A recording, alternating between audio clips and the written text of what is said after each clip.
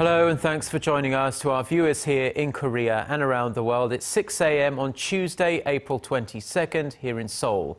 I'm Mark Broom and you're tuned in to our ongoing coverage of the Sewol-ho ferry sinking, the worst maritime accident in Korea's recent history. We are now into the 7th day of search and rescue operations. Rescue teams are still putting all their efforts into finding any possible survivors, but hope is extremely dim given the time that has passed. The number of confirmed deaths also rose sharply overnight. For more details, let's go live to our Hwang Sung-hee standing by at the Paengmok-hang harbour, just 20 kilometers away from the accident site. Sung-hee.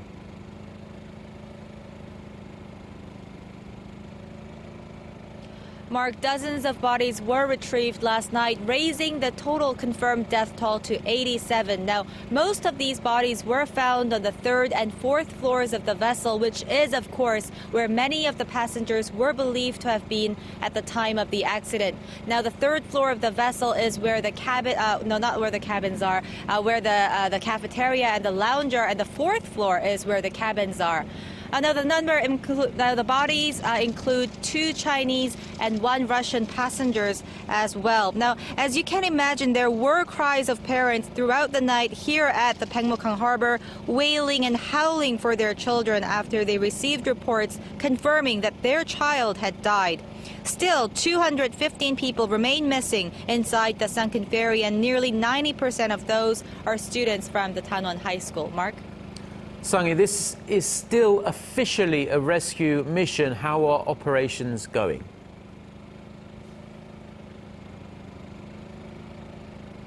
Well, rescue teams continued their search and rescue operations throughout the night. Nearly 900 flares and powerful floodlights from fishing boats helped the divers operate in the dark. Now, even at night, the divers continued their attempts to enter the ship using the guide ropes that they had installed earlier to the vessel.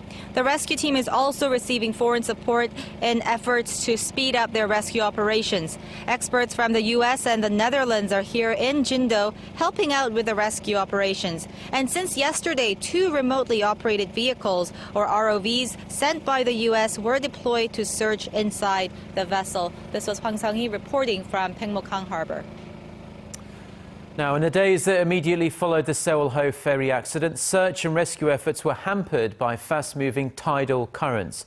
But thankfully, conditions have improved somewhat this week, which should help divers navigate through the treacherous waters near the sunken vessel. Park Ji-won reports. Calm waves and clear skies. Wind speeds and wave heights were cut in half on Monday compared to the previous day as a high-pressure front moved into the area. Weather conditions have finally turned favorable for search and rescue crews in waters off Jindo Island, and the clear weather is forecast to continue through this Friday. Strong tidal currents, which significantly hampered the rescue operations last week, have also slowed. Last week was the time when the current speeds were the fastest, and from the 19th it has been slowing down. Starting this Tuesday, the speeds will be at their slowest. Last week, the maximum speed of the currents in the area were 2.8 meters per second, or over 10 kilometers per hour. That's expected to drop as low as about 1 meter per second, especially from this Tuesday to Thursday. When tidal currents slow, underwater visibility improves with less floating particles in the sea. That's why experts believe this week will be a turning point in search operations inside the sunken Sewol-ho ferry. Park Ji-won, Arirang News. The families of the missing are now into their 7th day of waiting for any news of their loved ones who are on board the ill-fated ferry. They have been huddled in a gymnasium near the accident site in Jindo, where our Hwang Ji-hye joins us live. Ji-hye. Mark, with more than 20 bodies retrieved over the past several hours, the air here is heavier than ever. It's quite quiet and calm at the moment, though, but families are up bracing themselves for another day of pain and unbearable waiting. After 7 days of waiting, the families look physically and emotionally exhausted, with some losing hope. While many want to believe their sons and daughters are still alive, hopes are fading for others, and now they just want to find their loved ones' bodies so they can say one final goodbye. They're afraid that if refloating the submerged ferry using cranes does not take place soon, they won't even be able to recognize the faces of their children. Experts say bodies trapped inside the sunken ferry would start decomposing after a few days. From time to time, when families confirm a body discovered is their child, howls of horror, yelling in anger, and cries of grief fill the auditorium. The despair and sorrow fills the room. It's truly heartbreaking. Mark?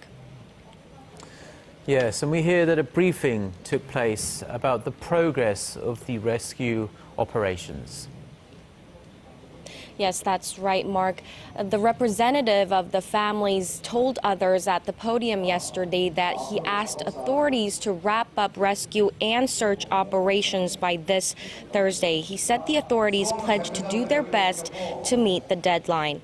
As to complaints from the families that the oil spill is damaging bodies, the representative said that using chemical products to stop the oil spill could worsen conditions when it comes to preserving the bodies still trapped in the water. He went on to say the first priority is still rescue operations. This has been Hwang Sung-hee reporting live from the Jindo Auditorium. Now, prosecutors and police are expanding their joint investigation into this ferry disaster. For more, we have our Kim Ji-yeon live in the news center. For more details, Ji-yeon. Well, Mark, the joint investigation team arrested 4 crew members, including chief engineers and navigators, and imposed a travel ban on 44 members Monday for neglecting their duties to lead the passengers to safety. They're planning to expand their investigation into whether it was illegal for the ferry to be restructured to include more cabins and hold more people. The investigation team is also looking to see whether the captain and the crew of the Sewol ferry had adequate training to deal with passenger evacuations and safety in times of an emergency. Yes, the questions about training are a big deal, of course. And how are the authorities doing in terms of determining what was going on during the time the ferry started to tilt and sink?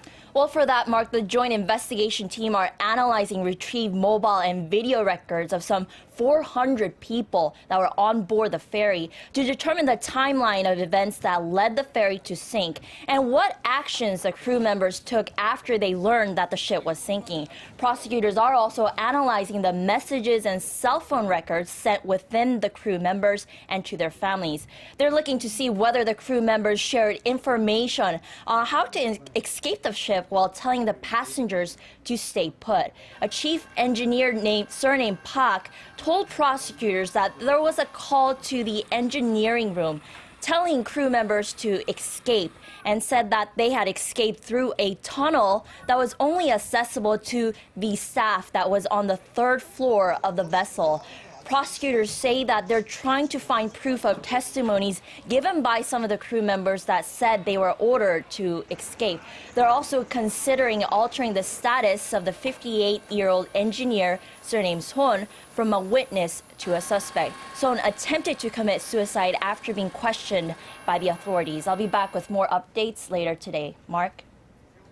Thank you, Ji-yeon. And President Park Geun-hye has spoken out in no uncertain terms about the captain and crew of the sunken Sewol ferry, likening their actions to murder. She also gave a slap on the wrist to public officials who have been criticized for inefficiency and backed it up with a real threat to punish those responsible. Yu Lian reports. 먼저 무엇보다 선장과 일부 승무원들의 행위는 상식적으로 도저히 납득할 수 없고 용납될 수 없는 살인과도 같은 행태였습니다.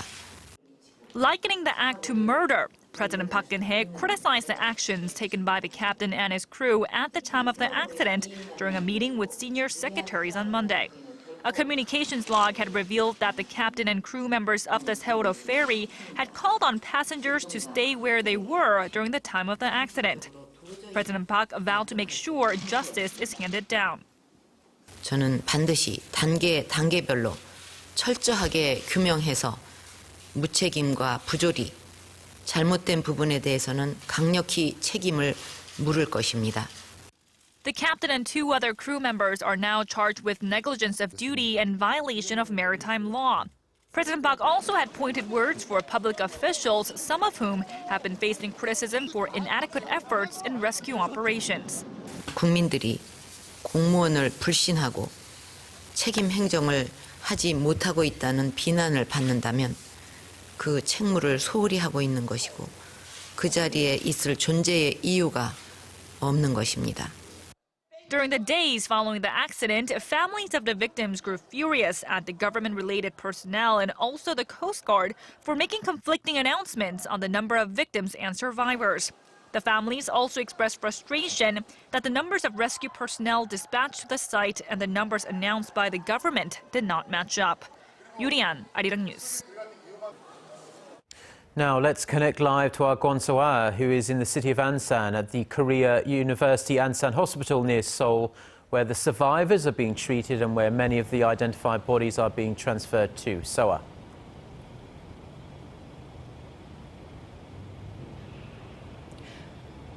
Mark, mourners visited the hospital throughout the night here at the Korea University Ansan Hospital to pay in grief of the 15 deceased that earlier arrived here at the hospital and other local hospitals as well. Not only acquaintances of the deceased, but also many other people came here to express their condolences too.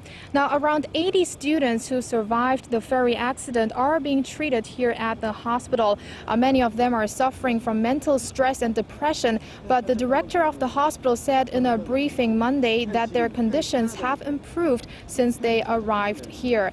Now, sophomores and seniors of Tanwon High School here in Ansan are expected to return to their classrooms on Thursday as the school will reopen its doors to let them return to their daily lives. Now, along with regular classes, the focus will be on helping the students cope with the traumatic events of the past several days with the help of doctors and therapists.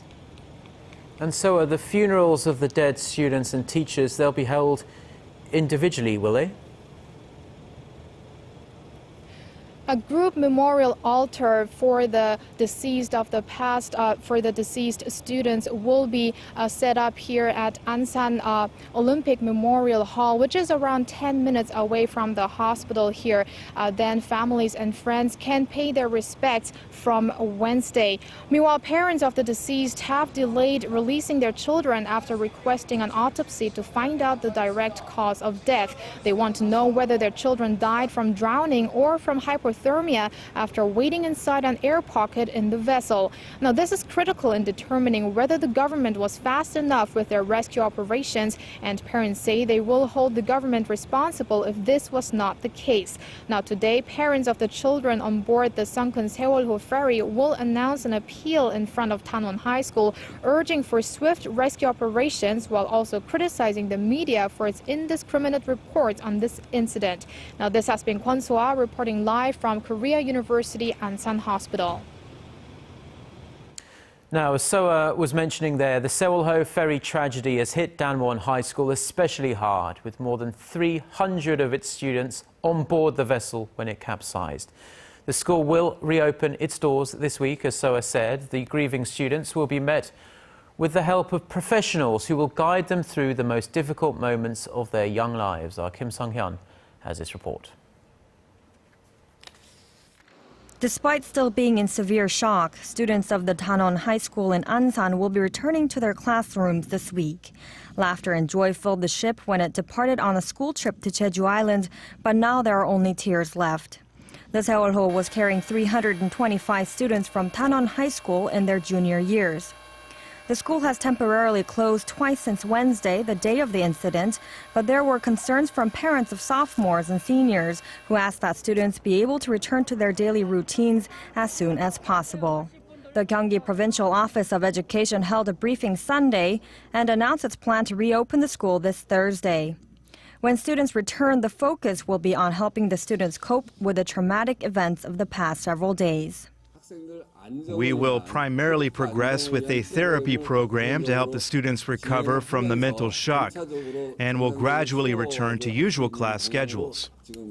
There are currently around 100 doctors and therapists ready to help at the high school. The students of Tanon High School are also grieving over the death of their vice principal, who was rescued from the Seowolho ferry, but later committed suicide over apparent feelings of guilt. Experts worry that many students will be affected by post-traumatic stress disorder, which can occur even years after a shocking incident occurs. Kim Sung-hyun, Arirang News.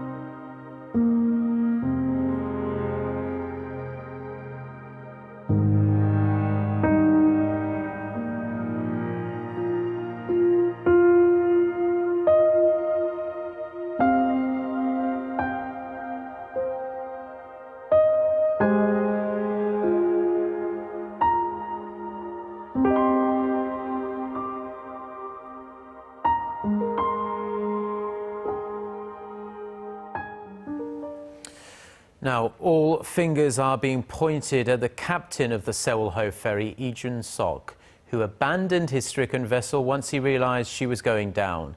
With his actions still under investigation, an interview surfaced that he gave in 2010 to a local broadcaster, and what the captain then said seems so brutally ironic now. Shin Se-min reports. If the passengers follow the lead of the crew members on board from Incheon to Jeju Island, I believe our ship is safer than any other form of transportation. This is Lee Jun-sok, the captain of the Seowolho ferry that went down off Korea's southwestern coast last week in a 2010 interview with Korean broadcasting station OBS. At the time of the interview, Captain Lee Jun-sok was in charge of another large passenger ferry, the Ohamanaho ferry, which was owned by the same Cheonghaejin shipping company that owns the Seowolho. In the interview, Lee guarantees the safety of those on board his vessels. He also says that he does not fully trust a ship's machines and that he puts more confidence in himself as an experienced sailor. Once visibility is compromised, it's hard to rely on machines. The naked eye is more reliable. The radio transcript and audio files between the Seowolho ferry and emergency responders released Sunday show the panic and chaos that ensued on board the Seowolho Wednesday morning after it encountered trouble.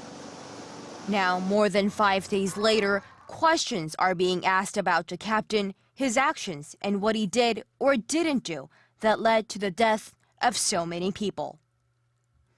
Shin Se-min, Arirang News. As the investigation into this tragedy deepens, former crew members and employees of the Seowolho's operator have started to speak out, and not in a positive light. Many of them resigned after years of service because of growing safety concerns and serious problems with the ferry. Paul Lee reports. Last Wednesday, on April 16th, the Seowolho ferry was traveling near the southwestern coast of Jindo Island when it suddenly made an abrupt turn and began listing to one side, leading to its eventual capsize. But how could a 6,800-ton vessel have lost control so easily? According to YTN News, previous crew members who worked on the ferry say they faced repeated problems with the vessel's balance control.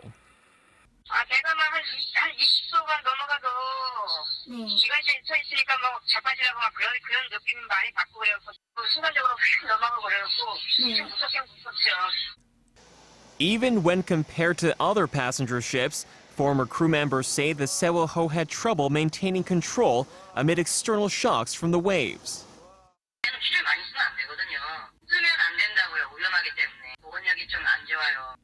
They also say the vertical extension and renovations to the cabin deck raised the ship's center of gravity without taking into proper account the water levels in the ballast tanks.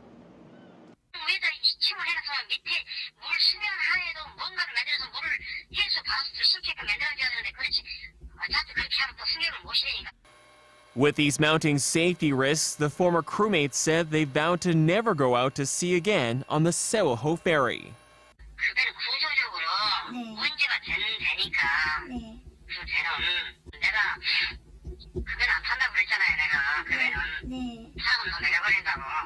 A joint investigation team will extend their probe into maritime government officials in order to explain how such an unsafe vessel passed inspections. Authorities have added that the weight of the Sewol's cargo was also falsely reported, further supporting widespread allegations of a lack of proper supervision and management, all accumulating into a deadly recipe for disaster. Paul Yi, Arirang News. Now, with almost 6 full days passing since the ferry started to sink, most experts now believe it would be a miracle if there were any survivors found. This, however, isn't stopping the families of the missing and the entire nation hoping for good news. Son Jung-in reports. 우리 친구들아, 끝까지 희망 잃지 말고 그리움에 지쳐 있는 우리 곁으로 꼭 살아서 돌아와 다오. They have never met the students who were on board the sunken Sewol ferry, but those gathered sobbed all night and begged them to come back safe and sound. Everyone prayed, hoping for the warmth of the candlelight to be sent to those who may be still trapped in the deep, cold water. 저와 같은 어린 학생들이 It just breaks my heart, the thought of students like myself trembling in fear and dying. 같은 또래 친구로 Students, parents, children, and grandparents all united as one as they held on to positive thoughts, waiting for a miracle to happen. They cried out loud, "Do not lose hope and do not give up." We're desperately hoping for the innocent students who are fighting for their lives to be able to return back into the arms of their parents and families. The dim light of candles were also lit in Ansan. In messages they wrote for those still missing, residents expressed how much they regret not being able to rescue them sooner. Students and parents from Tanon High School in Ansan closed the school for the day and filled the area with candlelights. In Seoul, citizens promised they will wait for the missing until the end, along with their families that await them. While search and rescue efforts are growing grim, the nation is holding strong and is showing no signs of letting the last flicker of hope burn out. Son Jung-in, Arirang News. I'm Lee Ji-hyun with a check on the weather conditions this Tuesday in Jindo. The conditions looks to be better than yesterday. Winds should be calmer. Waves will be milder with reaching no higher than 1 meter. And the currents have weakened compared to the last few days. And for today, we have 3 opportunities on the way when the flow should be at the slowest at 8:13 a.m., 2:16 p.m. and 7:31 in the evening. While the speed of flow should decrease 1 hour before and 1 after these indicated times. But since we got neap tides from today, which indicates the difference between high and low tides is at the list, it's predicted that the search and rescue operations over at the site could be held for 24 hours. And temperatures over in Jindo should be similar to yesterday, rising to 19 degrees Celsius under lots of sunshine. Well, that's all for now, but I'll be back with more updates after 9.